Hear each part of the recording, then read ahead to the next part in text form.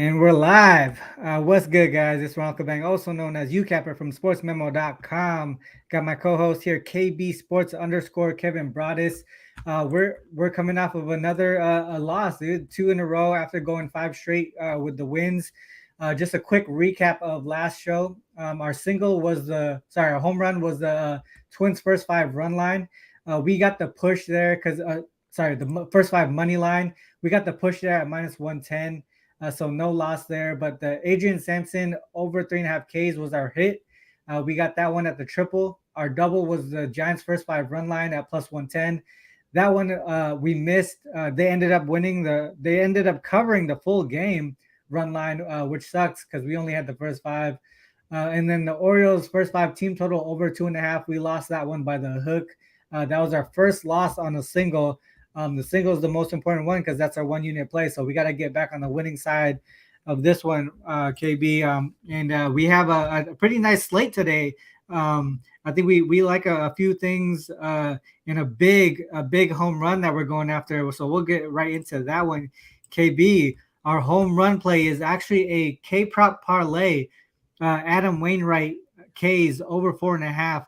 JT Brubaker K's over 4.5, and Tyler Wells over 4.5 for +571 there on the home run. KB, you take it away. Yeah, I definitely will. And Thompson's in the chat saying MLB is tough to bet this year. It definitely is as far as sides and totals go, man. I think finding props and trying to find different value like first fives is the way to go right now until we see some more baseball. But yeah, let's get into this one, dude. I'll start with Tyler Wells. Since it is a 3K prop teamer, I'm going to just fly through him. Tyler Wells facing the Angels today. We all know the Angels are striking out the most in baseball. Kabang, 9.6 times per game. Looking at their last 3, they're striking out a good amount as well. And what does Tyler Wells bring to the table? Four-seam fastball, slider, change, curve. He has strikeouts on every single one of these pitches. His best pitch is this slider. It's nasty. 19 Ks on it, 179 batting average. And if you look at last game, Tyler Wells finally started throwing Ks. Like against the Minnesota Twins,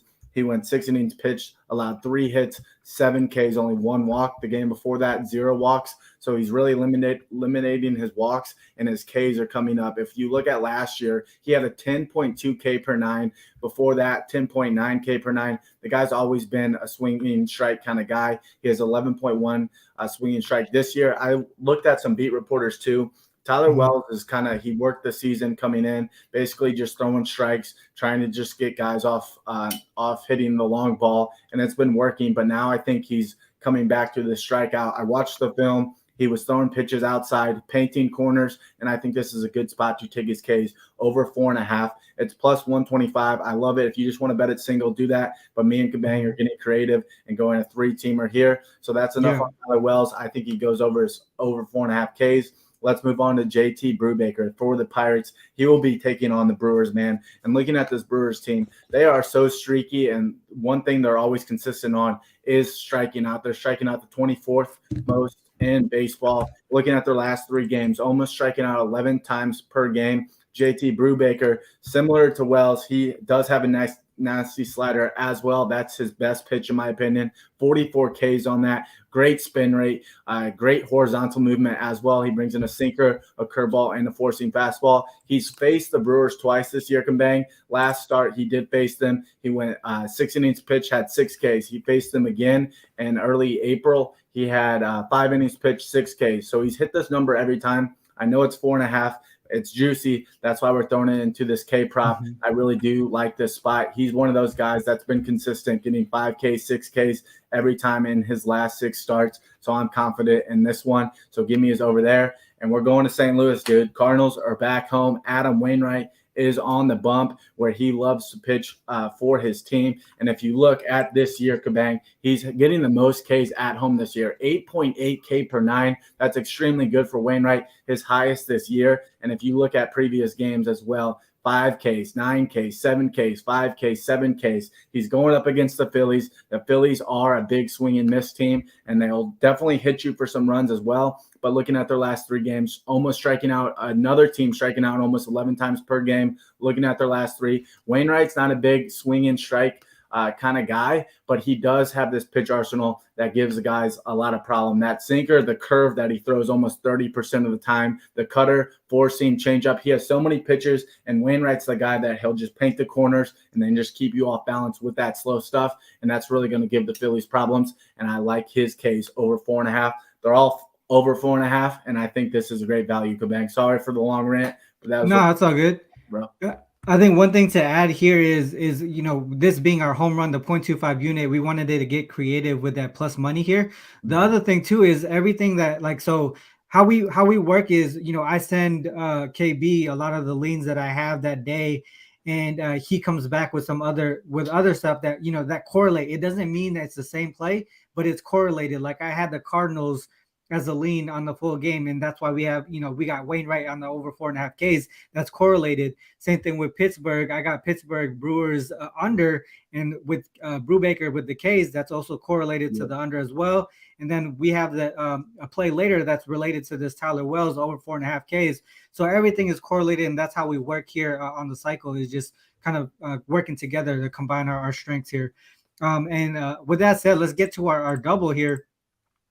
Our triple. Our triple is the 0.5 unit play. The Nationals and Braves over 9.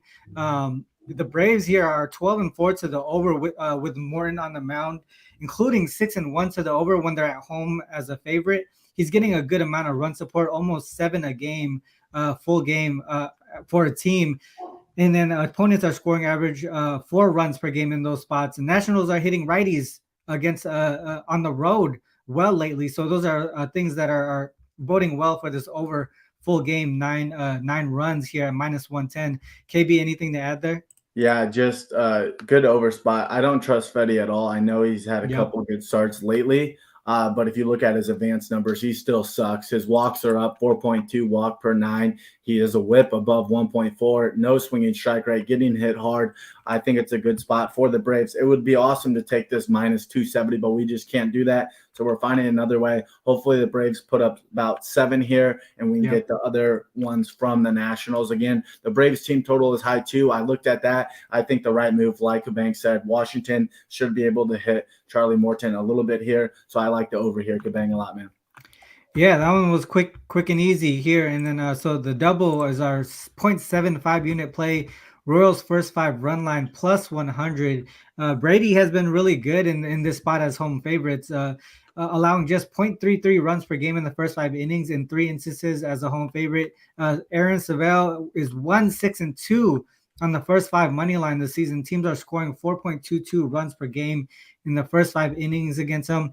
And as a road dog, 0-3 on the first 5 money line and run line. So teams are averaging, get this, 7.67 runs in the first 5 innings on those 3 games. He gave up 6, 6, and 11 on those 3 spots. So to me, it really is a fade of Savell for the most part. Royals just need to put up a couple runs there, and we'll be good. First 5 run line plus 100. What you got, KB? Yeah, I think it's just a clear. I mean, the Royals are at home. It's a good spot for them. If you look at the Cleveland Guardians right now, they're on a little 4-game losing streak, 3-7 in their last 10. This is not a team you want to back right now. They're 20-23 on the road, and I'm definitely not going to trust them with Savali on the bump here for them. Give me the Royals first 5. I think we got some value there. We don't have to worry about pins. We know the Royals pin is awful, but I think Singer can come out here, keep the bats to a minimum. We have a total of 8.5, so I do think we see some runs. I just think the Royals can bang out a few more in the first 5, and they've been getting hot. I don't want to say their lineup is amazing, don't get me wrong, but they have shown some signs of potential. So I think the Royals first 5 here is a good look, Kabang. Yep, let's go. And our last play here is the single, the 1 unit play, the most important one of the day. The Orioles first 5 run line plus 100. The Orioles, man, they're not home favorites much, but they are in this spot here. And when they are the first home favorite, 3-1 in the first 5 run line as home favorites, averaging 3.25 runs per game in the first 5 and allowing about 1 run per game in the first 5. The starter in 2 of those W's, Tyler Wells, and he's on the mound again today in this spot. He blanked the Nationals and gave up just 1 run to the Royals. Angels as road dogs, 7-14 on the first 5 run line. They're not getting much run support in these spots, over 1 run per game in the first 5 and allowing 3 runs per game in the first 5 as road dogs. Angels too. They're at the plate. They're struggling, especially against righties on the road.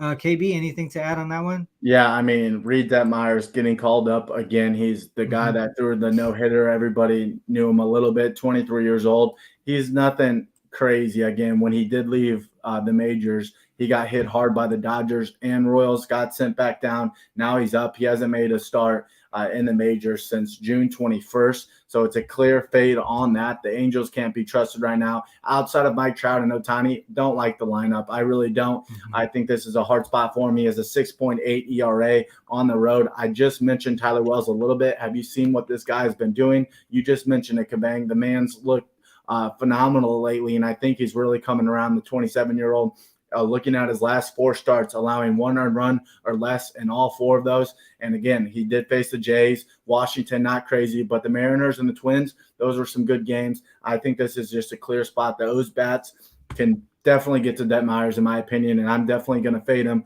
on his first game back. I don't care if his rehab start was good. They're minor league guys. These are professional hitters. It's a clear difference. So give me the O's in the first 5. Love this play because you already know we love Tyler Wells today, bro. Yes, sir. Yes, sir. And also the fact that the Orioles, to me, are an underrated team just based off of the record in the division that they're in. So that's another thing to mention as well. So that's our 4 plays, guys. Let me run them through again. Home run, our 0.25 unit play is a big one today, plus 571. Wainwright over 4.5 Ks, Brubaker over 4.5 Ks, and Tyler Wells over 4.5 Ks. Our triple is our 0.5 unit play, Nationals and Braves over 9 minus 110. The double is Royals first 5 run line plus 100. And our big single play, our 1 unit play here, Orioles first 5 run line plus 100. That's our 4 plays, guys. Man, I like this one. I like these here. I think we get a nice bounce back day off of a losing show on Wednesday. KB, any last words before we get out of here?